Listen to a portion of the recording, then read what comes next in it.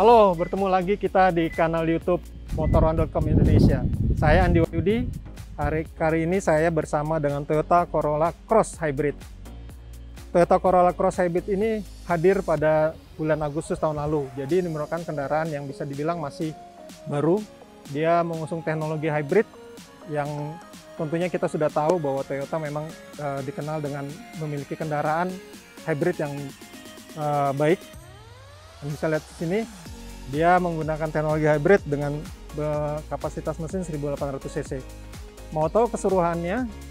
Yuk, kebetulan hari ini saya akan bersama dengan seorang atlet nasional kita, Darren Winata, yang berkecimpung di olahraga underwater hoki. Mau tahu keseluruhannya seperti apa?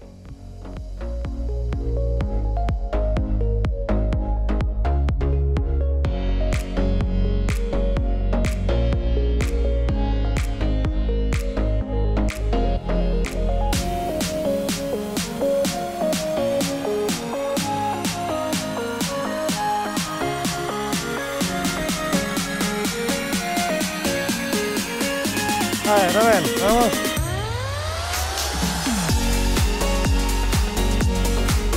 Ini yang gue bilang mobil. Wah, gila. Yang keren banget itu, ya.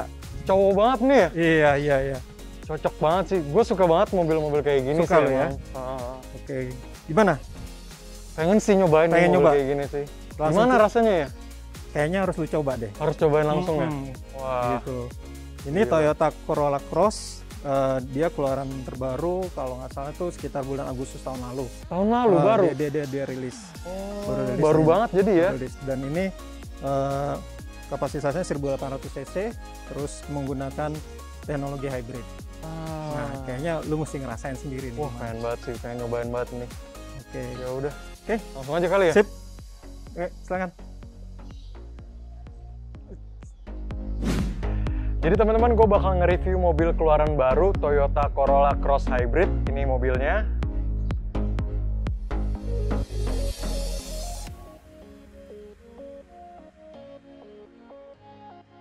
Wah, ini keren. Ini dalamnya ya, Mas? Iya. Ini setel bangkunya gimana ya? Itu ada dia otomatis. Oh, udah otomatis? Otomatis. Wah, gokil. Disesuaikan dulu. Wih, coba nyalain kali ya? Ya, injek dia dulu biasa dulu, ini udah langsung. Ditekan ya? Ya, udah kali. Oh, udah sekali doang gitu? Sekali doang. Ini udah nyala, Mas? Udah nyala. Hah? Udah nyala. Seriusan? Serius. Kok nggak kayak mobil yang kayak ada suaranya atau iya. gitu? Karena ini menggunakan teknologi hybrid. Jadi untuk awal permulaan kita memulai kendaraan, dia menggunakan tenaga baterai. Oh alah. Jadi mesin belum bekerja. Berarti ini jalan juga kayak gini? Iya, hening. Tapi mungkin setelah kecepatan tertentu baru dia nyala. Ya? Mesin. Oh gitu. Yuk, cobain aja kali ya. Oke. Rem apa? Tangannya di kaki. Rem tangannya di kaki. Parking brake-nya. Sip. Cobain kali ya. Wih. Kelebihannya apa ini, Mas? Kelebihannya, jadi karena ini kan pakai teknologi hybrid, jadi dia itu bisa dibilang konsumsi bahan bakarnya bisa lebih irit lagi. Lebih irit ya? Lebih irit daripada mobil-mobil konvensional lainnya. Oh ini baru mulai nih ya mesinnya? Baru mulai mesin. Kalau saya kan nggak tahu nih kalau soal kayak bensin gitu-gitu kan kayak ada 1 banding berapa gitu. Kalau ini berapa nih, Mas? Ini sih dari beberapa pengujian ada yang berkisar 1 liter tuh sekitar bisa mencapai 20 kiloan. Oh, kalau orang-orang biasa mobil-mobil biasa 1:15 gitu ya? Begitu kira-kira. Cuman memang ini kalau bisa bicara soal konsumsi bahan bakar itu kan kembali lagi ke ini ya. Pemakaian kita, cara mengemudi kita gimana. Karena kan ada yang main gas terus ya. Ada yang tapi kalau dengan ini setidak-tidaknya dia akan lebih irit gitu kan. Karena dia hybrid balik lagi ya. Teknologi hybrid. Gitu. Ini ngomong-ngomong selama pandemi latihan gimana nih? Selama pandemi kemarin sempat latihan, cuman kayak di offin dulu deh sama klubnya juga. Jadi kita emang latihannya mandiri sekarang. Paling latihan fisik aja sih di rumah atau di gym. Hmm. Minimal sehari sekali lah. Sehari sekali. Beres. Iya. Durasi berapa lama biasa kalau latihan gitu? Sekitar 1 jam sampai 1,5 jam sih ya. Biasa lah.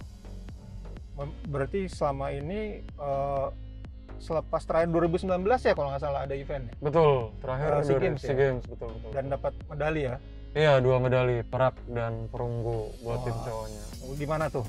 Di Filipina. Ceritanya gimana tuh? Mungkin bisa diceritain sedikit tuh. Cerita gimana nih, pertandingannya atau latihannya emang? Pertandingannya. Pertandingannya gitu sih ya, memang kita kan tim underdog gitulah, tim gitu. yang nggak diunggulkan. Jadi mereka juga kayak nganggap remeh kita. Cuman memang kita belajar olahraga kita ini dari negara Singapura dan Filipina juga. Jadi mereka panutan kita juga. Cuman kemarin kita berhasil ngalahin Filipina di 6 lawan 6-nya. Jadi kita lolos ke final. Cuman kita nggak tembus juara satunya gara-gara beda 1 poin doang, 1 gol sama Singapura ya. Kayaknya itu kan dia kan bisa dibilang nih underwater hoki ini cabang baru ya di Indonesia. Betul cabang baru. Itu kenapa sih lu tertarik nekunin itu? Sebenarnya gue di underwater hoki itu udah dari 2012. Terhitung lama sih. Cuman memang kayak dulu sempat basket, kayak mau nekunin basket, cuman kayak kurang disupport gitu. Akhirnya coba hoki, ternyata di hoki lumayan berprestasi lah, berkembang.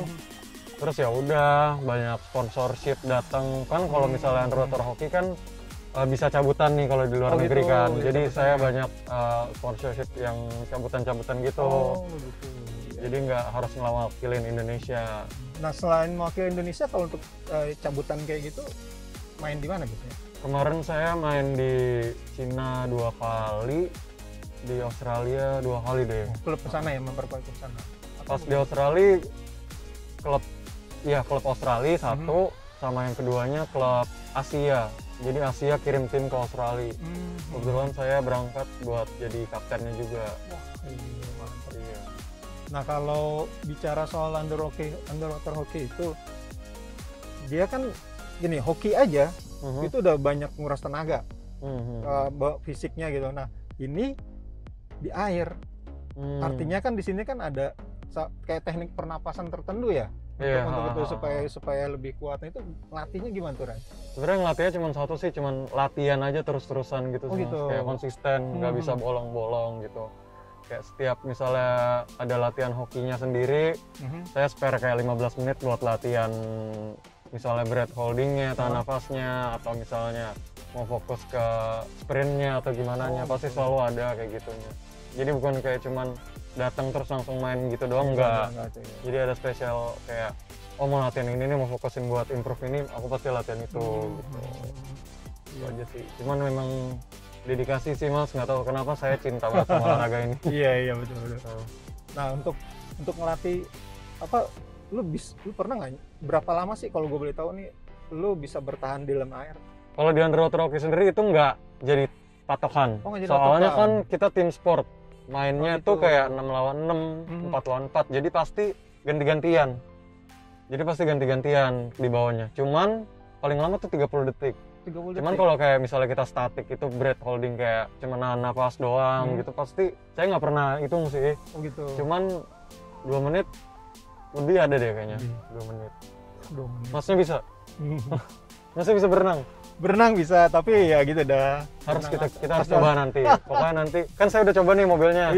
Nanti Mas coba underwater hoki. Boleh. Biar seru kan? Siap. Nah, Pen, ngomong-ngomong nih, olahraga ini sebetulnya underwater hoki ini ya, prospeknya gimana tuh di Indonesia? Selepas SEA Games kurang sih, jujur aja ya. Selepas SEA Games nih kurang perhatiannya lagi dari pemerintah kayak gitu. Cuman ada sih kejurnas buat tahun ini, cuman nggak tahu nih, tahun ini kan kayak pandemi kayak gini kan, katanya sih mau diundur. Jadi kita nggak tahu lagi kelanjutannya kayak gimana. Cuman ya saya berharap sih bisa terus lanjut sih. Nah kalau dari selama ini udah dijalanin gitu kan, animo orang kita ini di Indonesia ini kok nyala lagi nih Mas? Nah itu karena apa tuh? Itu karena dia nge-charge. Oh, ngecas. berarti dari tadi mati ya? Dari tadi mati, ngecas ke baterainya itu. Oh, jadi ada sistem baterainya. Ada sistemnya baterainya. Kalau udah full baterainya, kayak udah aman, mati lagi. Mati lagi. Dia akan berfungsi kalau misalnya kita di kecepatan rendah.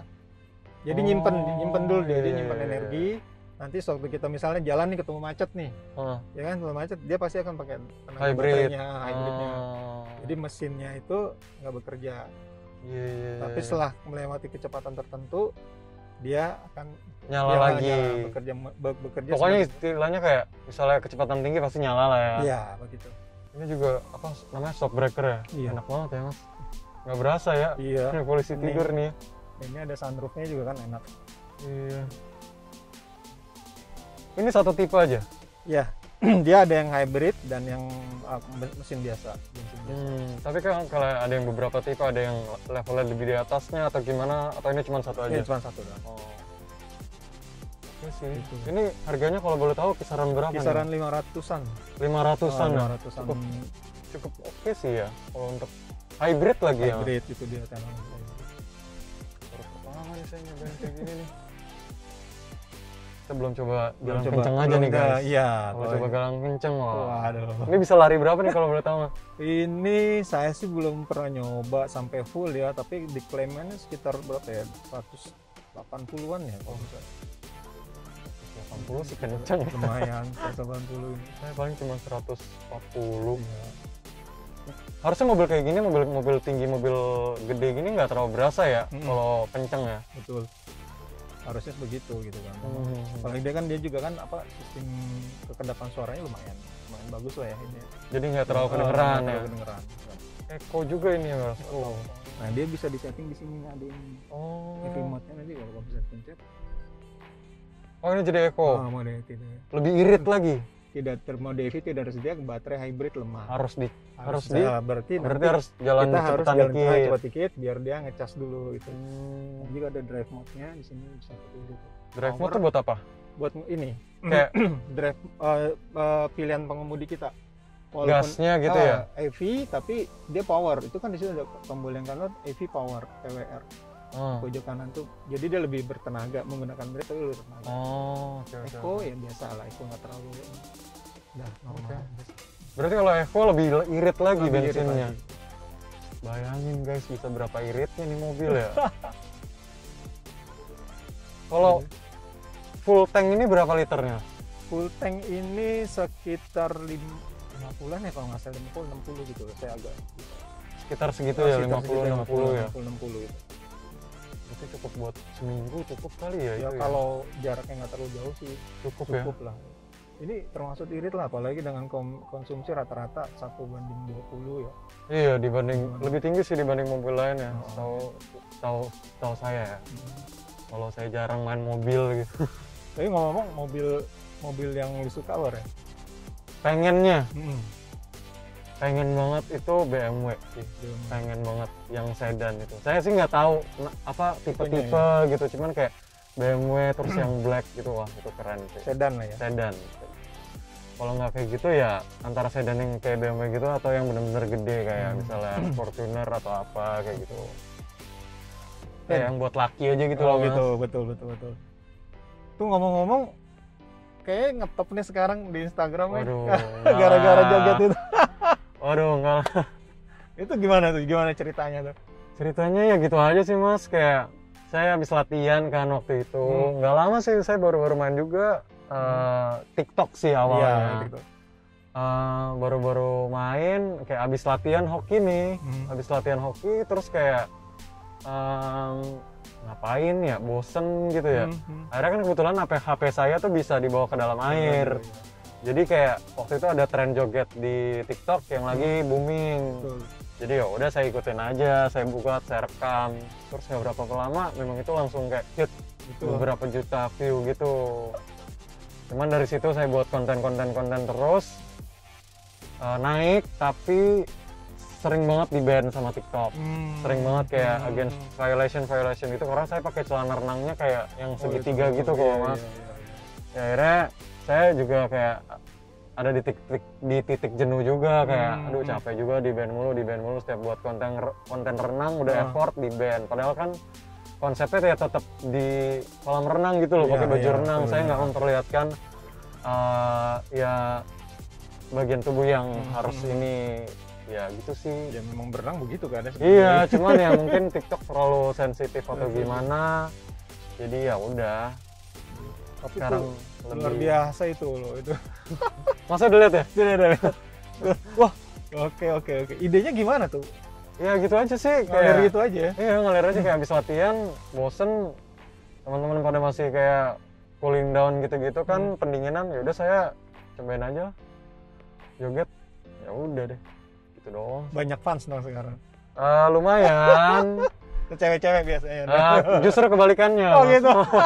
Karena saya memperlihatkan bagian tubuh seperti itu. Tapi ya sih, saya sekarang lagi ada di circle dimana kita fokus nge-vlog di YouTube, kayak gitu-gitu gitu, juga. Kalau Mas tahu ada namanya Elman. Gimana ya? Elman dia bahasa gaul gitu loh Mas. Mhm. Kayak sama Debbie Sartian gitu. Nah kita buat vlognya tiap minggu. Tiap minggu gitu. Ya nggak mau kalah nih sama motor1.com ya. Nah, kira-kira kalau sebagai sebuah olahraga, kembali lagi ke ini ya, ke underwater hoki ya, itu proses untuk bisa jadi atlet profesional di olahraga itu kira-kira berapa lama ya? Di underwater hoki sendiri. Underwater hoki. Kalau saya kan dari umur 15, berarti saya 8 tahun tuh kira-kira. Tapi jujur setengah dari tim SEA Games 2019 kemarin itu atlet-atlet perenang juga. Mereka cuma main gak nyampe setahun. Gitu. Tapi memang latihannya kita gembleng gitu loh Mas. Kayak hampir tiap hari kita ajarin, hampir ya tiap hari kita belajar bareng, latihan bareng. Karena kita ada butuh juga fitness dari renangnya gimana kan. Jadi kayak timbal balik gitu loh Mas. Kita ajarin skill hokinya atau gimana cara main, mereka ngajarin kita fitness renangnya. Jadi kayak kita naik bareng-bareng gitu sih.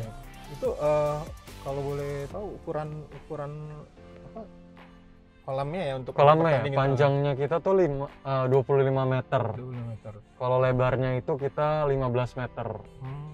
Jadi Kedalaman itu kedalamannya 2 sampai 3 meter. 2 sampai 3 meter. Kemarin kita tanding di 2 meteran deh, 2 meter. 2 meteran. 2 meteran. Nah, ini kan di dalam air ya. Yap, di dalam air. Penontonnya itu gimana? Penontonnya disiapin layar. Oh, disiapin layar. Jadi kita ada kameranya di di bawah, bawah ya. kayak bisa mondar-mandir gitu, atau bener-bener Statis gitu ya. statik di 3 titik. Oke. Terus ada layar di atas kolam. Cuman memang kekurangannya itu kita cuma masih bisa di satu sisi doang. Iya. Jadi misalnya soalnya di sananya tembok kan. Jadi kita buat tembok satu lagi tuh tembok buatan. Yang satu pakai tembok dari kolamnya Ini sendiri, kirinya satu kita buat buatan ya. tembok buatan. Nah, tembok buatan ini kan agak kayak lowong gitu kan. Iya. Jadi kita bisa taruh kamera di situ. Jadi kelemahan kita buat melihat olahraga kita itu adalah ya nggak friendly lah buat penonton. orang-orang penonton. Cuman masih bisa dinikmati. Kadang kan lewat kalau TV. bertanding nih, kalau dengar suara penonton kan wah semangat gitu. Nah, Wah, kalau dengar nggak gitu bisa. bisa nggak? Oh, bisa kita cuma kucuk. Kalau nggak Nggak denger. gitu. Soalnya kita harus fokus juga dengerin belnya, karena pelanggaran apapun itu dari bel di kolam juga. Jadi setiap ada bel itu kita harus kayak aware gitu loh Mas, kayak tahu oh ini belnya kita. Soalnya satu kolam Olimpik itu yang 50 meter itu untuk 2 court hoki sendiri. Jadi ada court A, court B istilahnya, court 1, court 2. Belnya itu berbeda. Oh begitu. Dan kita bakal main satu harian tuh bisa 2 kali di sini, 3 kali di sini. Jadi kita harus fokus bel kita yang mana, kayak gitu. Betul. Nah itu kan kayaknya seru ya. Jadi masuk ke bawah rebutan, didorong. Nah bisa dibilang itu bisa masuk setelah melewatin ada gawang sendiri. Betul, ada gawang sendiri. Jadi kayak gawang kita besi gitu. Terus kayak ada lekukan di dalamnya. Kalau misalnya bolanya tuh masuk ke situ, baru bisa, baru dihitung gol. Oke.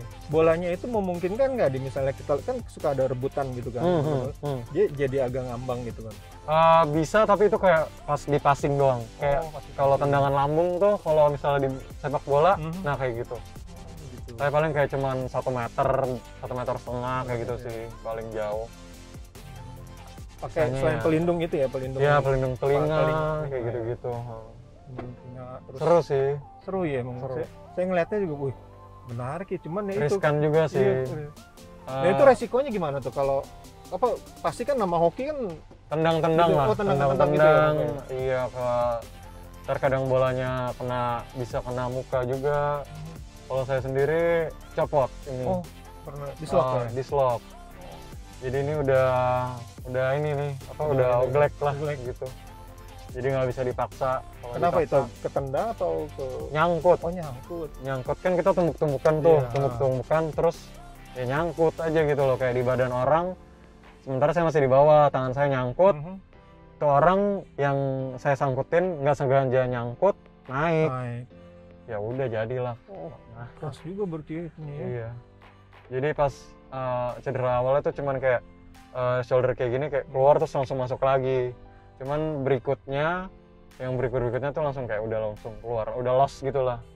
Nggak ada yang jaga shouldernya. Kalau ini bisa TV nih ya? Atau belum? Colok kan?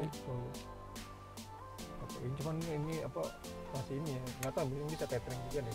Oh ya? Bisa apa? Internet gitu, ya? Mirroring gitu.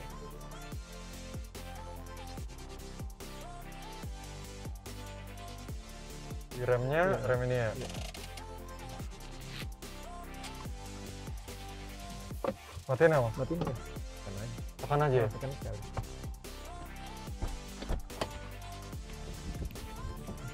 Wah, waduh, gokil. Gimana Ren? Gimana? Lu udah nyoba mobil ini, gimana menurut lu? Nggak gimana-gimana sih, cuman jadi pengen beli aja, udah itu aja intinya dah. Jadi pengen, soalnya enak banget ini Mas, masalahnya. Gitu ya?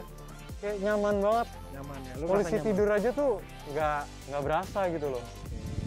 Terus tadi dari fitur-fiturnya yang lu bisa lu lihat kayak gimana? Fiturnya oke sih, cuman saya masih cukup kagum dengan yang bagasi tadi.